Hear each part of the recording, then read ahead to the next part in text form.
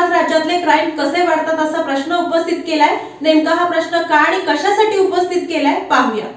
महाविकास आघाडीच्या शेतकरी आक्रोश मोर्चाचा आजचा तिसरा दिवस आहे। या मोर्चात सुप्रिया सुळे सुद्धा सहभागी झाल्यात। खासदार अमोल कोल्हे आणि खासदार सुप्रियाताई सुळे यांच्या उपस्थितीत शेतकरी आक्रोश मोर्चाचं आयोजन बारामती लोकसभा मतदारसंघातील दौंड शहरात करण्यात आलं असून दौंड शहरामध्ये अमोल कोल्हे आणि खासदार सुप्रियाताई सुळे यांची पदयात्रा आहे।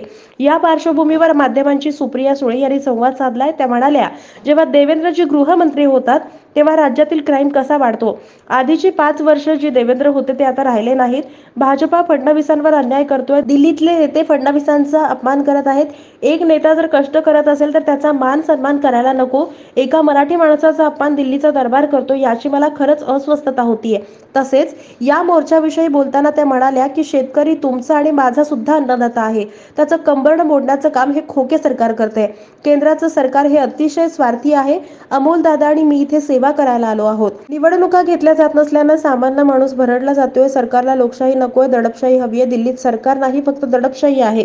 देशात लोकशाही तर अजिबातच राहिली नाहीये। आम्ही लोकांचा आवाज म्हणून दिल्लीत बोलतोय आणि आम्ही लोकांच्या वेदना आमच्या शब्दात मांडतोय। हे सरकार नाहीये, दडपशाही आहे।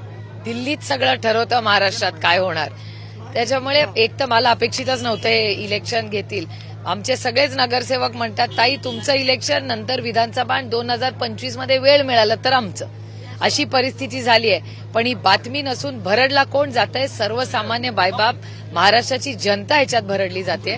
याचं कारण असं की आता नगरसेवक हा तुमच्या रोजच्या सुखदुःखात असतो। म्हणजे गटर असेल, पाणी, गटर, मीटर, वॉटर, या सगळ्यामध्ये तुमच्या सुखदुःखात रोजच्या गरजांमध्ये, घरात कोणी आजारी पडलं, कुणाचं निधन झालं, कोणी जन्माला, काही असलं तरी नगरसेवक तो तुमच्या हक्काचा माणूस असतो। तो गेले 2-2.5 वर्ष त्याला जबाबदारीच नाहीये, इलेक्शनच झालेलं नाहीये आणि सर्वसामान्य माणूस रोज कॉर्पोरेशनमध्ये जाऊ शकतो का? त्याला आत तरी जाऊ देतील का? भेटणं तर विसरा। आणि एक म्युनिसिपल कमिशनर एवढ्या नगरसेवकांचं काम करू शकतो का? तर नाही करू शकत। तो काही सुपरमॅन नाहीये।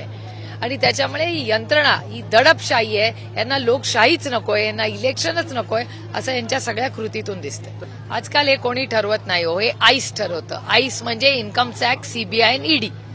आता हे आईसवाले आहेत ना, तेच ठरवतात कोण कुठल्या चिन्हावर लढणार, कारण का लोकशाही राहिलीच नाही, अशीच परिस्थिती आहे। थोडेच लोक जे लढवय आहेत अमोल दादांसारखे, ते लढायला तयार आहेत, कारण का त्यांचं संविधानावर प्रेम आहे। भारतरत्न डॉक्टर बाबासाहेब आंबेडकरांवर विश्वास आहे। त्या संविधानाच्या चौकटीत अमोल दादांसारखे लोक आज काम करतात, ज्याचा आम्हाला सार्थ अभिमान आहे। हे माझं मत नाहीये, हे तुमची चॅनल्स पण बघा, हे सर्वसामान्य मायबाप जनतेचं मत आहे। अमोल दादा आणि मी, आम्ही सेवा करायला इथे आलोय।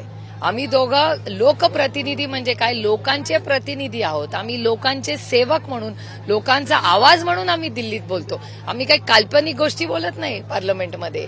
काल्पनिक गोष्टी आमचे सत्तेतले लोक बोलतात, आम्ही दोघं सत्य बोलतो। आणि आमचं काम काय, सर्वसामान्य मायबाप जनतेचे प्रश्न हे लोकसभेत जाऊन सत्य बोलणं, ह्याच्यासाठी आम्हाला लोकांनी निवडून दिलंय। त्याच्यामुळे कुठलं गाव, वाडी, वस्ती असं नाही, लोकांच्या मध्ये जी अस्वस्थता आहे, लोकांचं जे दुःख आहे, ते आम्ही मांडतोय।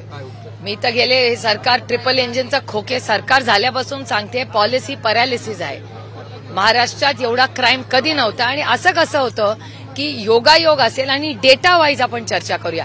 जेव्हा जेव्हा देवेंद्रजी गृहमंत्री होतात तेव्हा या राज्यातला क्राईम कसा वाढतो, आणि हे मी माझ्या काल्पनिक कथा नाहीये, तुमच्या चॅनलचा डेटा वाचून सांगा। नागपूरमध्ये मागच्या आठवड्यात झालेली घटना, पुण्यात होलेली कोयता गँग, आमच्या काळात कधी कोयता गँग होती का?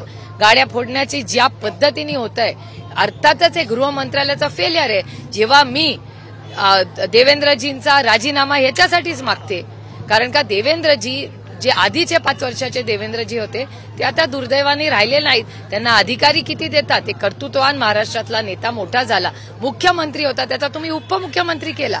किती अपमान करणार देवेंद्रजींचा? त्याच्यानंतर अर्धा त्यांना डीसीएम केलं, म्हणजे आधी मुख्यमंत्री, नंतर उपमुख्यमंत्री, त्यातून हाफ उपमुख्यमंत्री। हा अन्याय नाही? आणि मी विरोधक म्हणून बोलत नाहीये, पण एक नेता जर कष्ट करत असेल, 105 आमदार निवडून असेल, त्याचा मान सन्मान करायला नको?